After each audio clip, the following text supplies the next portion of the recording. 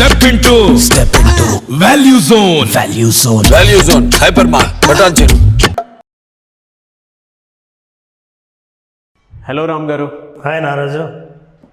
చాలామందికి సోమరితనం ఉంటుంది, దాన్ని ఎలా అయినా సరే తీసేయాలనుకుంటారు, కానీ ఎలా తీసేయాలో ఎలా బయటపడాలో తెలియదు.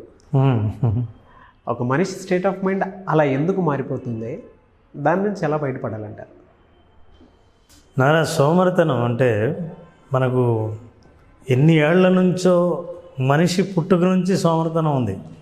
అసలు మనిషి ఎప్పుడు ఈ సృష్టిలోకి వచ్చాడో అప్పటి నుంచి సోమరితనం అనేది ఉంది. మనుషులకే కాదు, జంతువులు కూడా సోమరితనం ఉంది.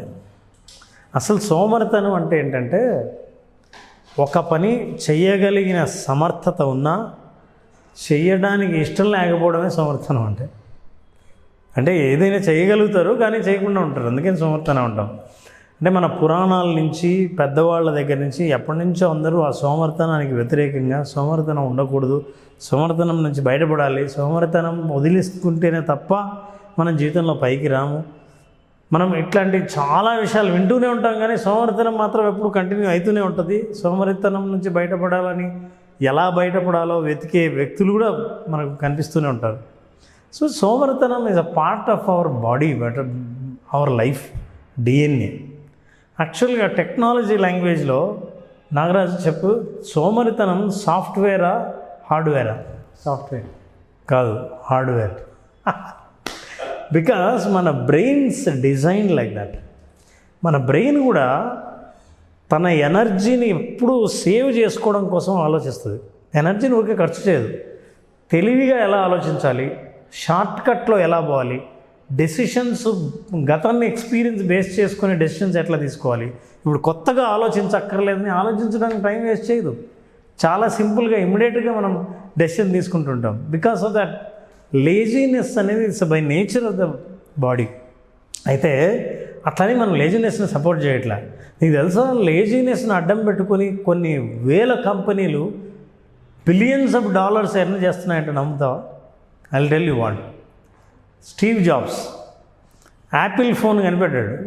యాపిల్ ఫోన్లో ఒకప్పుడు కెమెరా నువ్వు క్యారీ చేయాలి, రేడియో క్యారీ చేయాలి, రైట్, ఫోన్ క్యారీ చేయాలి, ఇంకా ఎన్నెన్ని వస్తువులో క్యారీ చేయాల్సిన అన్ని అవసరం లేదని ఆల్ ఇన్ వన్ ఒక ఫోన్లో పెట్టాడు.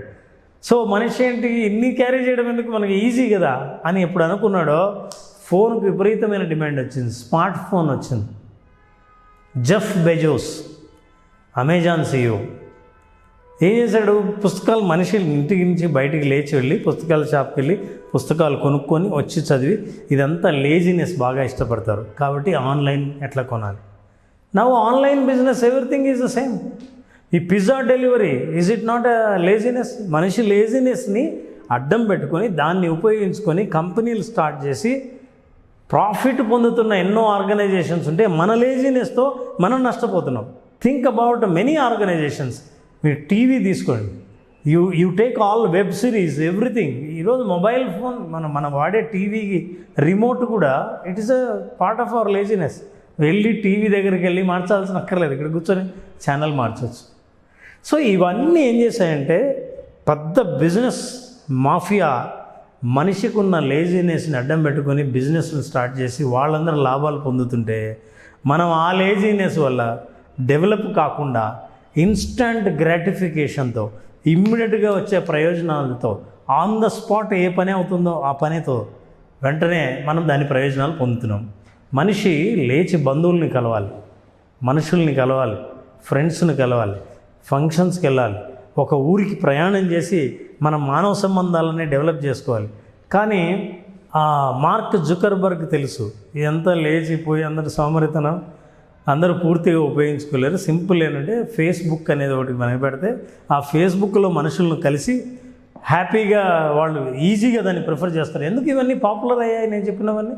బికాస్ మనిషికి ఉన్న నేచర్ ఇట్స్ అ హార్డ్వేర్. అయితే now we need to think about మన లేజినెస్ని మనకు ప్రయోజనంగా ఎట్లా ఉపయోగించుకోవచ్చు. మన లేజినెస్ని మనం ఆ లేజినెస్ని యాక్సెప్ట్ చేస్తూ దాన్ని కోఆపరేట్ చేస్తూ మనం ఎలా డెవలప్ అవ్వచ్చు, ఇలా ఆలోచించాలి. చాలాసార్లు మనం లేజినెస్ని మనం వ్యతిరేకించడం వల్ల, దీని నుంచి బయటపడాలని ప్రయత్నించడం వల్ల, ఇది మనకు ఉండకూడదని అనుకోవటం వల్ల ఈ కన్ఫ్లిక్ట్ వల్ల మీరు ఏదైనా స్టార్ట్ చేస్తే, అందుకే చూడండి ఎవరన్నా కష్టపడి డైట్ స్టార్ట్ చేసిన వాళ్ళు చాలా కాలం చేయలేరు. It's not a long run. జిమ్ముకు పోవాలని అనుకున్న వాళ్ళు ఇంట్లోంచి వెళ్ళి జిమ్కి వెళ్ళి కష్టపడి ఎక్సర్సైజ్ చేసి ఎంతకాలం వెళ్తారో చూడండి. బహుశా ఇప్పుడు జనవరి వస్తే కొత్త సంవత్సరం కొంతమంది ఒక నెల రోజులు బ్రహ్మాండంగా వెళ్తారు, ఆ తర్వాత మాయమైపోతారు, జిమ్స్ ఖాళీగా ఉంటాయి. ఒక వాస్తవం అర్థం చేసుకోవాల్సింది ఏంటంటే నారాజు, యాక్చువల్గా బాడీ బ్రెయిన్ అప్పుడప్పుడు యాక్చువల్లీ చాలా కష్టపడే వాళ్ళు కూడా అప్పుడప్పుడు కొంత సోమరతనాన్ని రిలాక్సేషన్ని కోరుకుంటారు.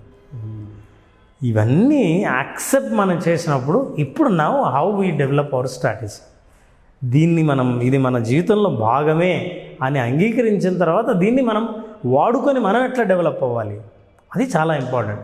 For example physical exercise. నిజానికి సోమరితనం అంటే ఏంటి? ఎవరైతే శారీరకంగా శరీరాన్ని కదిలించకుండా స్తబ్దుగా ఒక చోట కూర్చొని తన అభివృద్ధికి తనే అడ్డంగా మారి ఎక్కడ ఆగిపోయాడో అట్లాంటి వాడిని సోమరితనం నుంచి బయటపడమని చెప్తుంటాం. దానికి ఎన్నో మోటివేషనల్ టాక్స్ ఉన్నాయి, మోటివేషనల్ సాంగ్స్ ఉన్నాయి, మోటివేషనల్ స్టోరీస్ ఉన్నాయి మనిషి కష్టపడి పని చేయాలని. అయితే మనం కష్టపడకుండా ఉన్న వాటన్నిటికీ మనం ఉపయోగపడుతున్నాం. మనల్ని మనం ఎట్లా ఉపయోగించుకోవాలి? తమకు తాము నిజంగా నాకు సోమరితనం ఉంది, బద్ధకం ఉంది, లేవలేకపోతున్నాను, పనులు చేయలేకపోతున్నాను అనుకున్న వాళ్ళు కూర్చునే నేను చెప్పిన ఒక ఎక్సర్సైజ్ చేస్తే సరిపోదు. ఏంటి అంటే, first there are 2 concepts they need to understand. 2 కాన్సెప్ట్ల గురించి చెప్దాం. ఒకటి ఇన్స్టాంట్ గ్రాటిఫికేషన్, రెండోది డిలేడ్ గ్రాటిఫికేషన్. ఇన్స్టాంట్ గ్రాటిఫికేషన్ అంటే నాకు ఇప్పటికిప్పుడు ప్రయోజనం వచ్చేది. డిలేడ్ గ్రాటిఫికేషన్ అంటే ఇప్పుడు ఆ పని చేసినా ఏ ప్రయోజనం కనపడదు, భవిష్యత్తులో కనిపిస్తుంది. ఇది డిలేడ్ గ్రాటిఫికేషన్.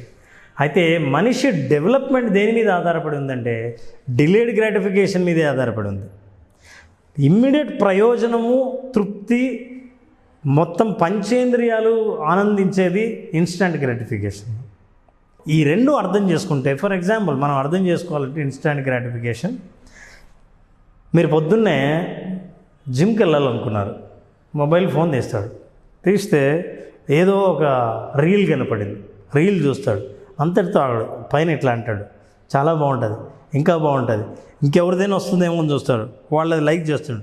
చూస్తూ ఉండగానే నువ్వు మార్నింగ్ ఏ టైం అయితే జిమ్ చేయాలని అనుకున్నావు ఆ టైం కాస్త రీల్స్లో గడిచిపోయింది. అప్పుడు వెంటనే మైండ్ ఏం చెప్తుంటే ఇంకా టైం అయిపోయింది కదా, ఇంకేం పోతావు జిమ్ అని. ఇది ఇన్స్టాంట్ గ్రాటిఫికేషన్. నీకు ఇమ్మీడియట్గా ఆనందం లభించింది, కానీ జిమ్ముకు వెళ్తే లభించే ఫ్యూచర్ ఆనందాన్ని కోల్పోయావు. ఇది ఎగ్జాంపుల్. ఫర్ ఎగ్జాంపుల్ ఇంకో ఎగ్జాంపుల్, ఆకలి అవుతుంది, టక్మని ఆన్లైన్లో పెట్టి ఆర్డర్ ఇచ్చేస్తే ఫాస్ట్ ఫుడ్ మీ ఇంటి ముందర 15 నిమిషాల్లో ఉంటుంది. అదే డిలేడ్ గ్రాటిఫికేషన్, నువ్వే జాగ్రత్తగా వెళ్ళి కూరగాయలు కడుక్కొని శుభ్రంగా వెజిటేబుల్ సలాడ్ చేసుకుని వంట వండుకొని అయ్యేదాకా ఎదురు చూసి అప్పుడు తింటే డిలేడ్ గ్రాటిఫికేషనే, కానీ ఫ్యూచర్లో చాలా ప్రయోజనం ఉంటుంది. ఎందుకంటే సొంతంగా నువ్వు వండి హోమ్ ఫుడ్ తిన్నావు, దానికి ఎదురు చూడాల్సి వస్తుంది. ఇవి 2 ఎగ్జాంపుల్స్ చెప్పాను. What is instant gratification, what is delayed gratification. కూర్చొని మీరు హ్యాపీగా ఒక పెన్ను పేపర్ తీసుకొని ఒక లిస్ట్ రాయండి. లెఫ్ట్ సైడ్ ఇన్స్టాంట్ గ్రాటిఫికేషన్, పొద్దున్న లేచినప్పటి నుంచి నేను ఇమ్మీడియట్ ప్రయోజనం కోసం చేస్తున్న పనులు ఏంటివి? రీల్స్ చూడడం, నిద్రపోవడం, చాటింగ్ చేయడం, టీవీ ఎదురుగా కూర్చోవడం, ఇవన్నీ ఇమ్మీడియట్గా ఆనందాన్ని కలిగిస్తాయి, ఏ పని చేయనివ్వు. డిలేడ్ గ్రాటిఫికేషన్, జిమ్కి వెళ్ళడం, వాకింగ్కి వెళ్ళడం, యోగా చేయడం, పుస్తకం చదవటం, నా వంట ఆరోగ్యకరంగా నేను చేసుకోవటం, లేదా మెడిటేషన్ చేయటం, ఇవన్నీ డిలేడ్ గ్రాటిఫికేషన్. ఈ రెండింటి వల్ల ప్రయోజనాలు ఉన్నాయి. ఇది ఇమ్మీడియట్ ప్రయోజనం, కానీ భవిష్యత్తు నష్టం. ఇది ఇమ్మీడియట్ ఏ ప్రయోజనం కనిపించదు, కానీ భవిష్యత్తులో చాలా ప్రయోజనం ఉంటుంది. ఈ లిస్టు రాస్తే మీకే అర్థం అవుతుంది, అవును ఇవన్నీ ఉన్నాయి కదా అని. ఇప్పుడు now if you want to grow, ఒక పని చేయండి. రోజు ఒక్కటి, రోజులో 24 గంటలు ఉంటాయి, ఒక్క పని ఇన్స్టాంట్ గ్రాటిఫికేషన్ని త్యాగం చేయండి. ఒకే ఒక్క పని రోజులో. మళ్ళీ ఈరోజు చేసింది రేపు చేయకండి, నో ప్రాబ్లం. అరే కంటిన్యూ చేయాలి కదా, వద్దు అది మీరు ఎప్పుడైతే కంటిన్యూ చేయాలి కదా అన్నారో వదిలేస్తారు. ఎస్. కాబట్టి రేపటి ఇన్స్టాంట్ గ్రాటిఫికేషన్ పొద్దున్న లేస్తూనే నేను మొబైల్ టచ్ చేయకుండా పక్కన ఉంచాలి. అసలు మొబైల్ ఏం వచ్చినా ఏం జరిగినా కూడా పక్కన ఉంచాలి. పొద్దున్నే లేస్తే మొబైల్ జోలికి వెళ్ళకూడదు. లైక్ దిస్ ఒక లిస్టు 10 రాయండి, ఇటువైపు 10 రాయండి. కంపారిజన్లో ఖచ్చితంగా అర్థమైపోతుంది అంటే మనం దేనికి వాల్యూ ఇస్తున్నాం, దేనికి వాల్యూ ఇవ్వట్లేదని. వాల్యూ ఇస్తూ కంపారిజనే కాకుండా నెల రోజుల తర్వాత మీరు మళ్ళీ ఒక లిస్టు తయారు చేస్తే ఇన్స్టాంట్ గ్రాటిఫికేషన్ లిస్టు తగ్గిపోయి ఉంటుంది. డిలేడ్ గ్రాటిఫికేషన్ ఏమైతే ఆ లిస్టు పెరుగుతుంది. ఈ రెండు కనిపించాయంటే ఈ డిఫరెన్స్ మీకు, దీని అర్థం మీరు గ్రోత్ దిశగా వెళ్తున్నట్టు అర్థం. మీకు కనిపించకపోయినా సరే మీరు స్లోగా అభివృద్ధి దిశగా ప్రయాణిస్తున్నారని అర్థం. ఇది కనుక మీరు చూడగలిగితే మీ సోమరితనం మిమ్మల్ని అడ్డుకోలేదు. మీ సోమరితనాన్ని ఇతరులు ఉపయోగించుకొని చాలా లాభాలు పొందుతున్న కంపెనీలకు వ్యతిరేకంగా మన సోమరితనాన్ని మనమే ఉపయోగించుకొని మనం లాభపడదాం. ఇది ఛాలెంజ్. ఫెంటాస్టిక్ అండి. Take this 30 days challenge. బాగుంది సార్. ఎనీవేస్ థ్యాంక్ యూ అండి. Thank you so much Ram గారు. Thank you Narayana. ఎప్పుడు ఉండబోతుంది అంటారు క్లాస్? డేట్స్ ఏమన్నా చెప్పగలరు? యా అండి, క్రియేటివ్ విజువలైజేషన్ ఫర్ చిల్డ్రన్ అనే 5 రోజుల ప్రోగ్రామ్ని రోజు గంట పాటు ఉన్న ప్రోగ్రామ్ డిసెంబర్ 16వ తేదీన స్టార్ట్ చేస్తున్నాం. ఓకే. ఆసక్తి ఉన్న వాళ్ళు కింద ఫోన్ చేసి రిజిస్టర్ చేసుకోవచ్చు. అద్భుతమైన ప్రయోజనాలు పొందుతారు. ముఖ్యంగా నేను చెప్తున్నాను, ఏ తల్లిదండ్రులు అయితే పిల్లలు అసలు ఎంత చెప్పినా నువ్వు టెన్షన్ పడక్కర్లేదని అయినా టెన్షన్ పడుతుంటారో, ఎగ్జామ్ సరిగ్గా రాయలేమని ఎప్పుడు భయపడుతుంటారో వాళ్ళందరికీ wonderful solution this creative visualisation for children. Thank you sir. Thank you so much. Thank you very much.